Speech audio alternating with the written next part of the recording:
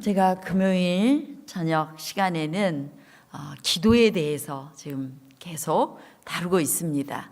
우리 기도에 대한, 우리가 그리스도인으로 살면서 항상 말씀 봐라, 기도해라, 전도해라, 이 세 가지 빼면 교회가 시체거든요. 그런데 이 기도에 대해서 우리가 깊이 생각을 해볼 필요가 있다라고 생각을 해서 이제 이 기도에 대해서 내용을 다루고 있는데요. 기도에 대해서 우리 그동안 공부한 것, 또 그동안 말씀드렸던 것을 복습해 보도록 하겠습니다. 자, 기도란 무엇이다? 한마디로 제가 이제 정말 수십 번 강조했습니다. 기도란 무엇이다? 기도란 하면 요한계시록 3장을 떠올리면 딱 답이 나와요. 기도란 무엇이다? 기도란 예수님이 우리 마음 문 밖에 서서 문을 두드리고 계시는데 기도란 무엇이다? 예수님께 마음 문을 열어드리는 것이다. 우리는 기도는 우리의 필요를 그냥 구하는 것이다. 이것도 기도예요. 그러나 기도란 정로기단에 보면은 하나님의 음성을 듣기도 하는 거거든요. 그래서 이 기도란 우리의 마음이 내가 원하던 것, 내가 요구하는 그런 것들을 구하는 그것을 기도로 생각하는 굉장히 협소한 의미의 그런 기도인 것입니다. 그래서 기도란 정말 하나님과의 대화이기 때문에 예수님께 마음을 활짝 열어서 나의 필요도 구하지만 하나님의 음성을 듣기도 하고, 그 말은 우리가 뭐 한다라고 그래요? 서로 대화 주고받잖아요. 대화 주고받는 시간을 교제한다 그래요. 교제한다. 그래서 마음문을 열고 하나님과 교제하는 시간인 것입니다. 그래서 기도를 그냥 어렵게 생각하지 말자. 우리 마음문만 열어드리자. 그냥 예수님께 나아가자. 나 기도 좀 해주세요. 나 기도 못해요. 이렇게 이야기하는데 기도는 그런 게 아니다. 못해요 할 만큼 어려운 게 아니다. 그저 마음문을 열어드리자. 예수님 내 안에 들어오고 싶어 하니까 마음문을 열고, 그 다음에 기도하고 나서 의심이 되면 주님 저 믿음 없네요. 자꾸 흔들리네요. 의심하게 되네요. 저의 믿음 없음을 도와주소서라고 기도하는 것이다. 그다음에 기도의 방법에 대해서 우리가 살펴봤습니다. 기도할 때 우리가 딱 기억해야 될 세 가지, 반드시 기억하고 해야 될 세 가지를 살펴봤는데요. 그 첫 번째, 우리 모든 문제를 맡으신 분이 누구다? 하나님이라는 사실 우리 절대로 잊지 말자. 우리가 기도할 때 이 기도가 응답될까 어떨까 자꾸 의심하고 이런 것은 무엇 때문에 그러냐면 이 기도하고 나면은 뭔가 계산이 딱 맞아 떨어져야 응답이 있을 거라고 생각을 해요. 그리고 내가 딱 맞아 떨어지는 어느 지점까지는 내가 뭔가를 해야 된다라고 생각을 해요. 그만큼 안 했기 때문에, 자격 없기 때문에 이 응답은 없을 거라고 생각을 해요. 하지만 이 문제를 맡으신 분이 하나님이라는 것을 우리가 반드시 기억하자. 그 다음에 두 번째, 이 기도 응답의 때와 방법은 하나님께 맡기자. 기도할 때 굉장히 중요한 요소예요. 내 기도는 하나님 안 들어주셔요. 이렇게 말씀하시는 분은 뭘 안 맡긴 거예요? 때와 방법. 기도에 응답하는 방식을 하나님께 맡기지 않았기 때문에 언젠가 기도에 응답 받았는데 자기도 모르는 거예요. 왜? 내가 원하는 방식으로, 내가 원하는 시간에 안 줬기 때문에. 그것은 하나님을 심부름꾼, 종으로 생각하는 사람의 기도인 것입니다. 그래서 기도에 응답받는 때와 방법은 반드시 하나님께 맡기자. 그러면 우리의 마음이 정말 편안해져요. 그냥 하나님께 기도하고 나면 하나님께서 이루실 걸 믿습니다. 믿어지지 않거든 저의 믿음 없음을 도우소서. 그리고 주실 걸 믿습니다. 아멘. 이렇게 기도하는 거예요. 아셨죠? 우리 개인 기도를 할 때든 언제든지 그렇게 기도해 보셨으면 좋겠어요. 그 다음에 세 번째로 기도는 반드시 누구 이름으로 하라? 예수님 이름으로 하라. 나 다 예수님 이름으로 하고 있는데요. 아니요. 많은 경우에 우리 마음의 이름으로 기도하고 있다는 거예요. 내 마음에서 이것이 안 될 것 같아 하면은 기도 응답을 기대해요, 안 해요? 응답을 기대하지 않습니다. 많은 그리스도인들이 예수님을 믿지 않아요. 예수님의 이름으로 기도합니다. 예수님의 이름으로라는 이 말 자체에는 굉장한 약속이 포함되어 있는 거예요. 이 우리를 위해서 하늘 모든 것을 다 주신 하나님께서 예수님을 주셨는데 무언들 못 주리, 이런 의미가 포함되어 있는 거거든요. 그래서 우리는 예수님의 이름으로 기도합니다 할 때는 하나님이 나를 위해 모든 걸 주실 것을 믿고 담대하게 간구합니다 라는 의미가 되는 것입니다. 자, 그리고 우리가 이제 중보기도 사역을, 기도를 하는 분들은 중보기도를 하게 돼요. 그런데 하나님께서 이 중보기도가 너무너무 중요한 것이, 하나님께서 우리에게 큰 사명을 맡기셨어요. 모든 교회와 모든 그리스도인에게 맡기신 대사명 뭐죠? 마태복음 28장 19절 20절, 이것이 모든 그리스도인의 대사명이에요. 너희는 가서 모든 족속으로 제자를 삼아 아버지, 아들과 성령의 이름으로 침례를 주고 그것을 모든 세상 끝까지 증거하는 거예요. 자, 여러분들 증거할 수 있어요? 12명의 제자들이, 시원찮은 그 제자들이 증거할 수 있으리라는 확신을 가지고 하나님께서, 예수님께서 그들에게 사명을 맡기신 것이 마태복음 28장 19절 20절이에요. 그러면서 예수님께서는 약속을 주셨어요. 너희 믿음이 한 겨자씨만큼만 하면 이 산을 명해서 저기로 옮기라 해도 옮길 것이고 너희 못할 것 없겠다. 이것이 예수님께서 우리에게 주신 약속입니다. 곧 우리에게 대사명을 맡기실 때 우리에게 주신 무기가 두 가지 있었어요. 그 첫 번째 무기가 뭐예요? 예수님의 제자들에게 너희는 먼저 누가 오실 때까지 기다리라고 했어요? 성령. 또 다른 보혜사 성령을 보내시겠다고 약속했어요. 그리고 무엇이든지 기도하도록 했어요. 너희가 못할 것이 없으리라고 했어요. 이 두 가지가 우리 모든 예수님의 제자들에게 주어진 무기. 그래서 성령과 기도로 이 모든 일을 하도록 맡기셨다는 것입니다. 그래서 우리가 중보기도해야 돼요. 가정 위한 기도, 이웃 위한 기도, 열방을 품는 기도, 하나님의 일꾼들을 위한 기도, 또 집회를 위한 기도. 여러분들이 와서 묵상 기도할 때 우리 지난주에 정용만 목사님께서도 말씀하셨어요. 실은 이 집회를 위해서, 이 예배를 위해서 간절히 기도해야 되는데 예배를 인도하는 분이 제일 중요하다고 했어요. 설교자가 오늘 깜빡 설교를 잊고 설교 준비를 못했다. 그럼 누구 책임이라고 그랬어요? 김교현 장로님 들으셨죠?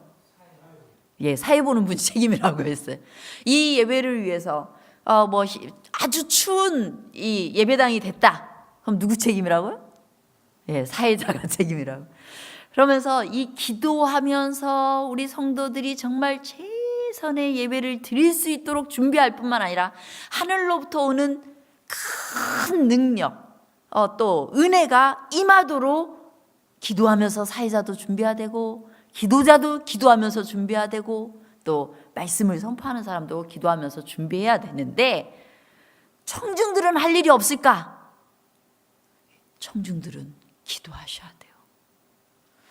그래서 정용환 목사님이 다루는 주제 중에 하나가 말씀 잘 듣는 법, 이런 것도 다루어요. 설교 잘 듣는 법. 사실상 여러분들이 이 예배 시간에 임할 때는 간절히 기도해야 돼요. 하나님께서 이 예배를 통하여서 내 영혼이 풍성하게 되고 하나님의 영광을 위해서도 기도해야 되지만 하늘의 은혜가 충만하도록 기도해야 되는 것입니다. 이런 중보 기도를 우리가 반드시 우리의 삶에서 해야 되는 것입니다. 그리고 제가 승리하는 기도 생활의 비결에 대해서도 다루었었는데요. 우리가 승리하지 못하는 이유가 있다라고 했어요. 우리가 자꾸 넘어지는 이유가 뭐 때문이라고 이 로마서는 말씀하고 있어요? 육신의 생각은 하나님과 원수가 되기 때문에 우리의 이 육신적인 생각이 자꾸만 발목을 잡으면 넘어지는 게 훨씬 쉽다는 거예요. 그래서 우리는 승리하는 기도 생활을 하기 위해서는 치열한 투쟁이 필요한 것입니다.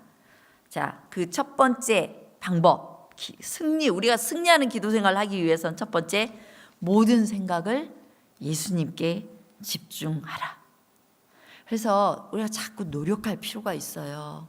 하루를 살면서도 하루 동안 그냥 내 생각으로 살고 내 생각으로 빨리 판단하고 이렇게 하기보다는 그 순간에 예수님을 생각한 거예요.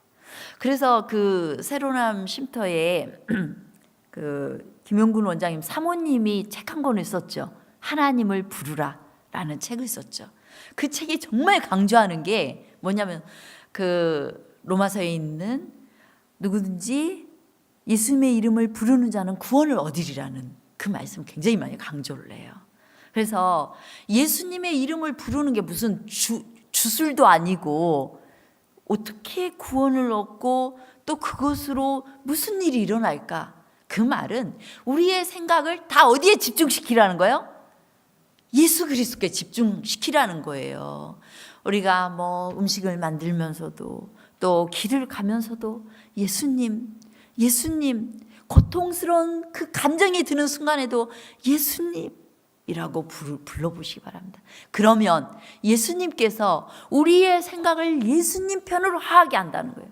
우리의 그 생각을 없이 하고 육신의 생각을 제거하고 예수님이 그 순간 들어오셔서 예수님의 생각대로 하게 한다는 거예요.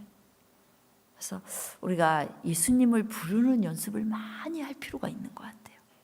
그건 약속의 말씀이에요. 누구든지 주의 이름을 부르는 자는 구원을 받으리라. 그 순간 악한 일과 싸울 때 주님께서 우리를 구원하셔서 승리케 하시는 것입니다. 그래서 우리의 생각을 예수님께 집중하는 것이 중요합니다. 그 다음에 두 번째로 기도 시간을 따로 마련하라. 범사에 감사하고 또 우리가 쉬지 않고 기도하는 것은 예수님의 명령이에요. 그래서 수시로 우리가 눈 뜨고 기도하고 길을 가면서도 기도하고 기도할 수 있는데 늘 기도하면 돼요. 그러면서도 중요한 것이 기도 시간을 따로 마련하는 거. 5분이 됐건 10분이 됐건 1시간이 됐건 상관없어요. 기도 시간을 따로 마련하는 것은 예수님께서 우리에게 보여주신 모본이기도 했고 우리가 승리하기 위해서 잠시 하나님과만 함께하는 그 시간은 번잡한 세상에서 살아감에 있어서 대단히 중요한 시간이라는 것입니다.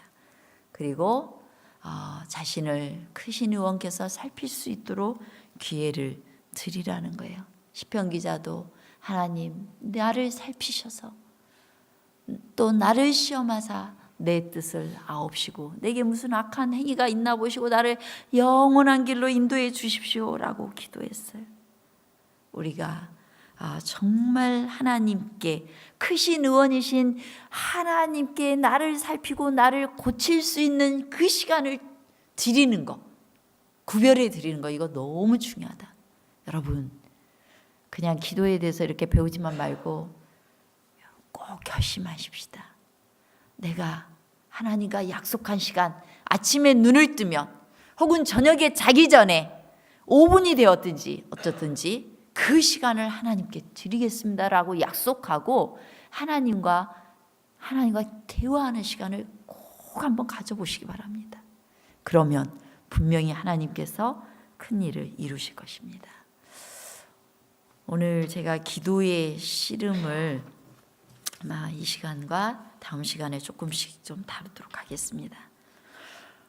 우리가 성경에서 보면 진짜 이해하기 힘든 부분이 지난주에 우리 정용환 목사님께서 설교하셨던 마태복음 15장의 가나안 여인이 예수님께 찾아와서 우리 딸을 고쳐주십시오라고 구했던 사건이에요. 여자가 제발 우리를 돌아보시고 우리를 고쳐주시고 우리 딸을 구해주십시오라고 했을 때 제자들이 너무 귀찮았어요.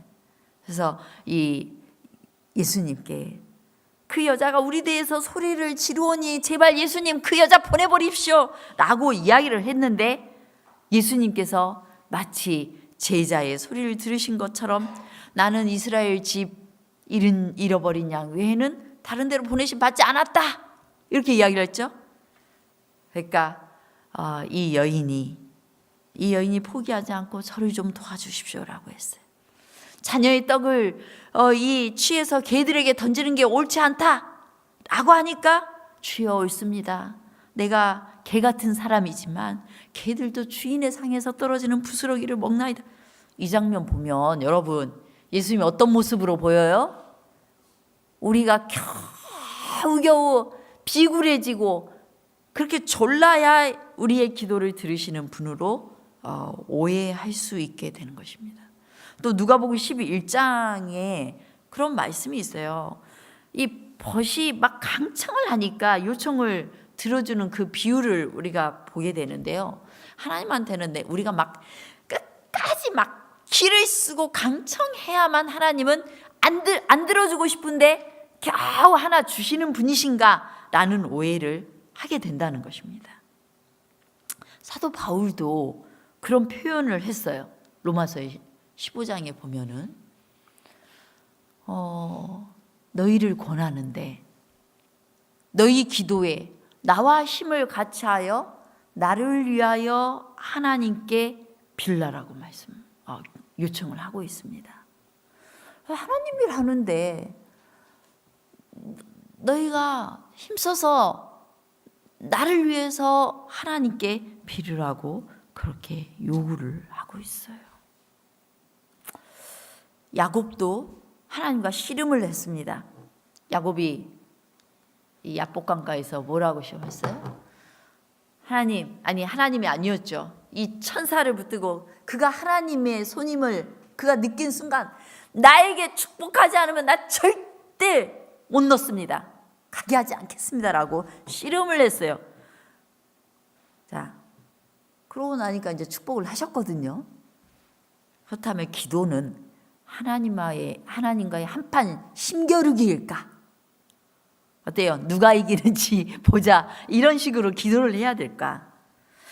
이 기도의 씨름은 하나님을 대항하는 싸움일까? 또 하나님은 가급적 오랫동안 우리를 아주 그냥 애타게 하다가 우리가 지쳐 나가 떨어질 때 응답해 주시는 그런 분이신가?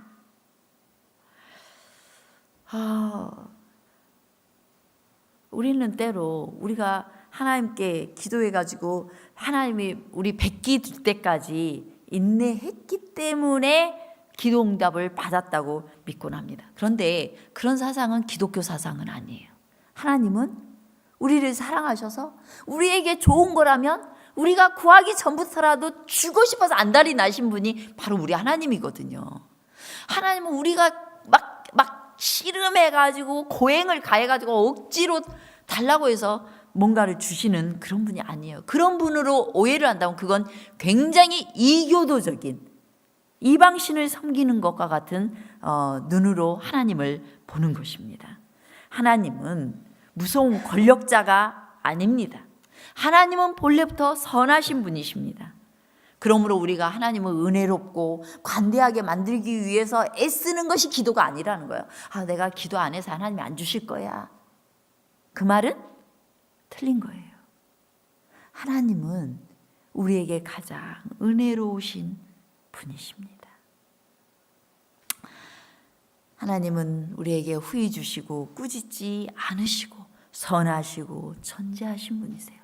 우리에게 무엇이 최선인지를 잘 알고 계시는 분이기 때문에 우리가 그분하고 굳이 변론하거나 그분을 설득해서 그걸 달라고 하거나 우리 많은 말로 하나님을 가르치려고 노력할 필요가 없는 것입니다.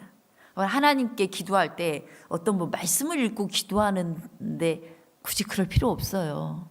하나님은 이미 우리에게 주신 약속의 말씀을 갖고 계시거든요. 그래서 하나님 하나님께서 이것을 주실 것을 믿습니다. 믿음의 기도는 필요하지만 하나님한테 하나님 귀에 들려주도록, 하나님 약속 다시 한번 새기도록 약속의 말씀을 하나 딱 읽고 나서 기도하시는 분들이, 그것은 하나님께 드릴 때 굳이 필요한 것이 아니에요. 그렇죠? 그냥 그 말씀은 우리 들으라고 주신 말씀인데 하나님께 올릴 때 드릴 필요가 전혀 없어요. 그래서 여러분들은 성경을 읽고 나서 기도하는 일을 굳이 하시지 마시기 바랍니다. 혹시 대표 기도를 하실 때에는. 그거는 바람직한 건 아니에요. 자, 그래서 이제 하나님은 반드시 우리에게 더 좋은 것, 더 최선의 것을 주시는 분이심을 우리가 절대로 잊지 말아야 된다는 거예요. 우리가 하나님과 동행하며 기도의 교제를 나눠본 사람이면 이 말씀을 깨닫고 또 경험하셨을 거예요. 꽤 많은 그리스도인들이 기도 생활 중에 하나님은 더 크고 좋은 걸 주시더라라고 고백하는 걸 들었고 저도 역시 경험을 했습니다. 그런데 예수님은 때로 한마디의 응답도 없으세요. 우리가 막 계속해서 부르짖고 부르짖음의 횟수가 거듭될수록 전보다도 더 간절하게 부르짖게 되는데 그럴 때 아무런 말씀이 없는 것입니다. 도대체 왜 그러실까요? 왜 예수님은 후히 주시고 꾸짖지 않으시고 뭐든 주시기를 원하시는 분이신데 왜 그러실까요? 내가 그토록 그 주제를 위해서 기도했는데 안 주셔요. 그런데 어느 날은 더 엄격한 성경 말씀으로 내 마음을 쪼개요. 그 기도가 아닐까 하는 그런 마음도 들게 어떤 말씀이 딱 주어지는 때가 있어요. 왜 그럴까요? 그것은 우리를 절망하게 하기 위함이 아닙니다. 우리에게 더 많이 더 좋은 것을 주시기 위해서 때로 우리가 이해할 수 없는 방식으로 우리를 대하기도 하시는데요. 말틴 루터가 하루에 2시간 이상씩 기도를 했는데 그가 이야기했어요. 우리는 은을 구하는데 하나님은 종종 금을 주신다. 단순하지만 한마디도 하나님이 우리의 기도에 응답하는 것처럼 느껴지지 않을 때, 응답하지 않는 것처럼 느껴질 때 하나님은 우리의 기도를 듣고 있지 않는 것이 아닙니다. 하나님은 그 시간에도 여전히 우리에게 귀를 기울이고 계셔요. 우리가 기도를 시작한 그 순간부터 이미 우리의 말을 다 듣고 계십니다. 그런데 잠시 하나님이 주려는 그 진짜 좋은 거를 줄 수 없는 시간이고 줄 수 없는 잠시 미뤄야 되는 그 시간이기 때문에 기다리고 계실 뿐인 거예요. 우리가 대표적으로 한 사건을 통해서 그것을 알 수 있는데 요한복음 11장에 보면 나사로가 이제 아프게 되었어요. 급히 이 나사로는 예수님과 제일 친했던 친구였기 때문에 이 나사로의 누이들이었던 이 마르다와 마리아가 빨리 사람을 보내서 예수님 빨리 와주세요. 당신의 친구가 지금 병들어 죽게 되었습니다. 자, 여러분, 나랑 조금 먼 사람도 누군가 나에게 치료받으러 오면은 뭔가 해요. 최선을 다해서. 그런데 나하고 진짜 가까운 사람이라면 더 빨리 가서 뭔가를 해줄 거예요. 근데 이거 예수님이 그러지 않는 거예요. 관계없던 사람도 다 낫게 하셨던 분께서 민구정 안 가시는 거예요. 제자들도 이상할 만큼. 안 가고 며칠이 지났어요. 며칠이 지나서 이제 가시는 것입니다. 근데 나사로가 어떻게 됐다는 거예요? 죽었대요. 그러니까 이제 가려는 거예요. 그리고 예수님께서 나사로가 잔다 이렇게 표현을 하셨습니다. 예수님은 처음부터 나사로를 돕기로 작정하셨을까요? 안 했을까요? 작정하셨어요. 그런데 안 가신 것입니다. 예수님은 어떤 나사로를 살리고 싶었던 거예요? 병든 나사로를 살리고 싶은 게 아니라 죽은 나사로를 살리고 싶었던 거예요. 어마어마한 기적을 그에게 행하고 싶으셨던 것입니다. 예수님께서 병든 나사로가 아닌 죽은 나사로 살리고자 하셨는가? 첫 번째는 하나님께 영광을 돌리기 위해서 그러셨던 것입니다. 예수님께서 말씀하셔서 내 말이 네가 믿으면 하나님의 영광을 보리라 하지 아니하였느냐? 죽은 나사로를 살리심으로 하나님께 영광이 되기를 원하셨어요. 하나님께서 우리의 기도를 들으심으로 하나님께서 영광 받기를 원하셨던 거예요. 그냥 단순히 기도하면 주셔 하고 그냥 나만 기분 좋게 하는 것이 아니라 하나님이 온 우주 앞에서 그리고 내 주변에 있는 사람들 앞에서 하나님이 영광 받기를 원하셔서 때로는 그 시간을 늦추시는 것입니다. 그 시간 동안 우리에게 씨름하게 하시는 것입니다.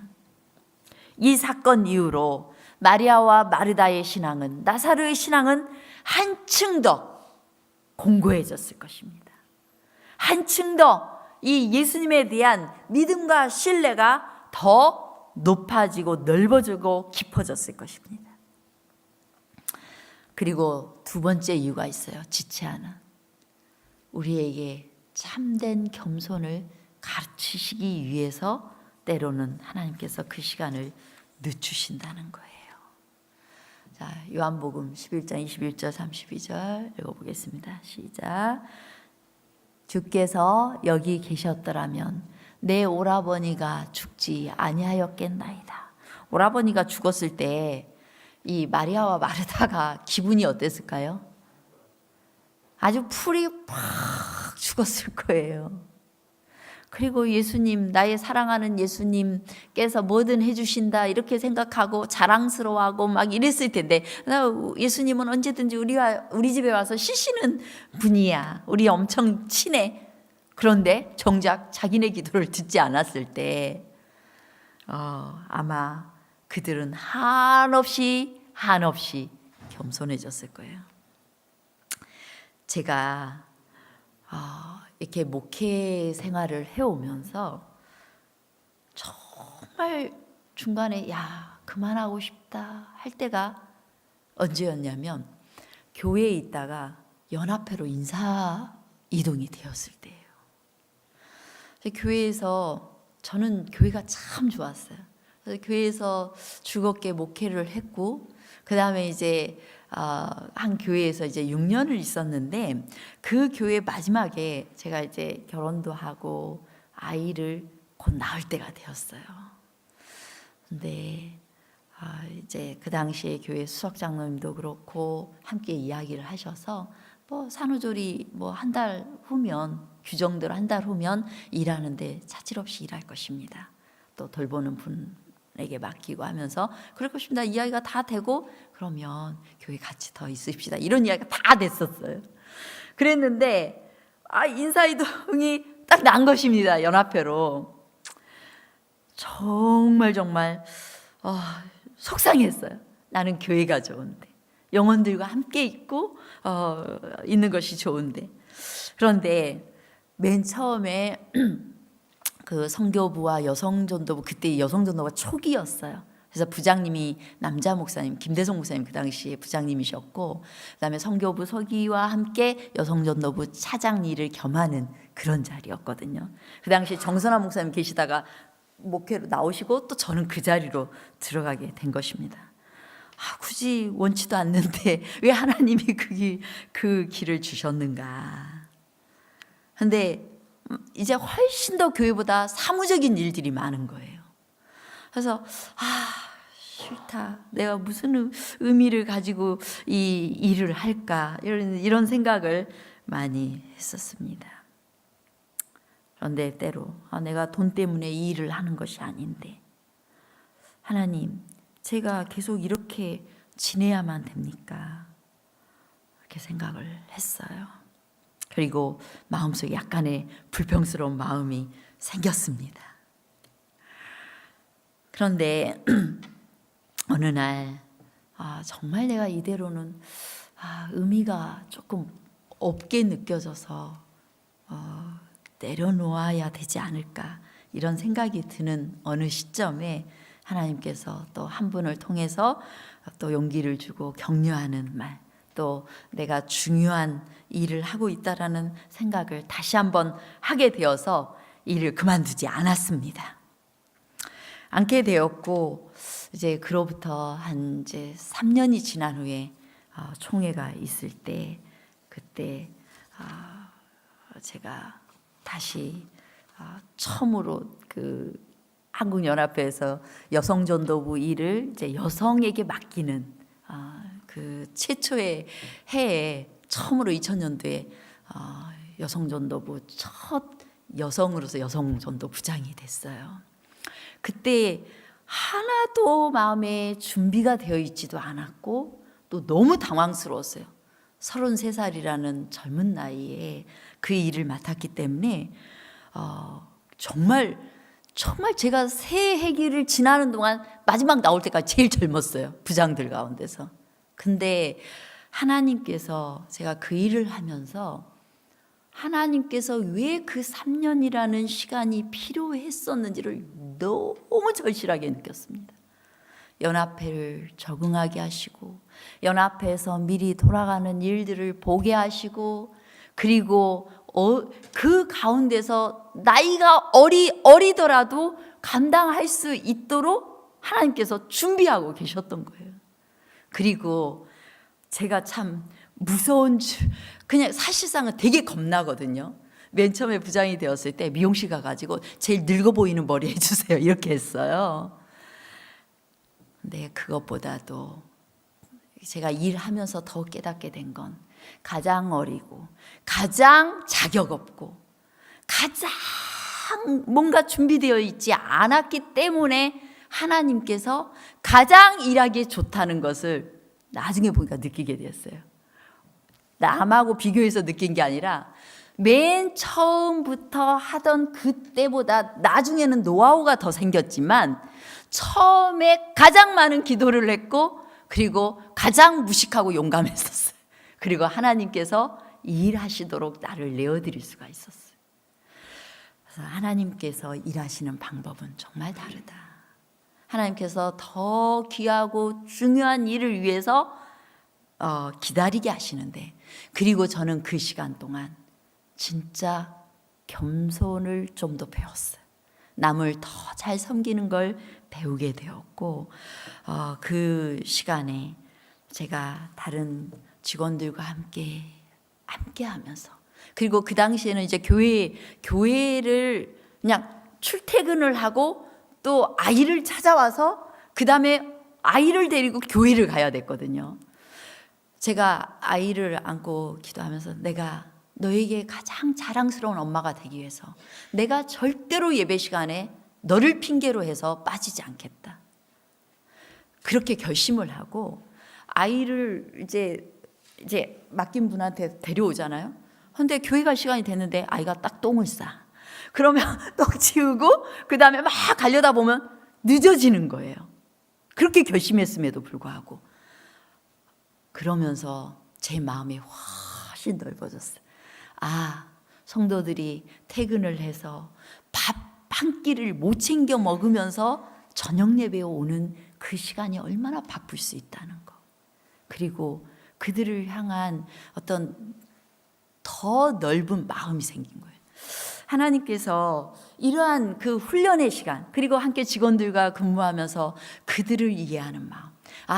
목회적 분야에서만 일하는 것이 하나님의 일이 아니라 모든 영문학을 한 사람은 그런 분야에서 그 다음에 또 사회복지를 한 사람은 사회복지 분야에서 정말 그가 하나님께 신실하게 헌신되어졌을 때 하나님의 일을 하고 있는 것이라는 것을 많이 생각하고 정립하는 시간이 된 것입니다. 그래서 이 그냥 전담해서 목회하는 일만이 성직자의 개념이 아니다. 이런 여러분 개개인이 하나님께서 부르신 제사장으로서 농사를 지으면서도 주부로 일하면서 또 여러분의 사업을 하면서 그 사업 가운데서 하나님의 제사장으로서 일하고 있는 귀한 분들이라는 것을 제가 다시 한번 정립하는 그런 시간들을 갖게 되었습니다. 이렇게 하나님께서는 우리의 기도를 때로는 늦추시고 또 하나님의 시간에 응답하시면서 우리를 훈련하고자 하셔요. 마지막으로 이 말씀 읽고 제가 마치려고 합니다. 그러므로 하나님의 능하신 손 아래서 겸손하라. 때가 되면 너희를 높이시리라.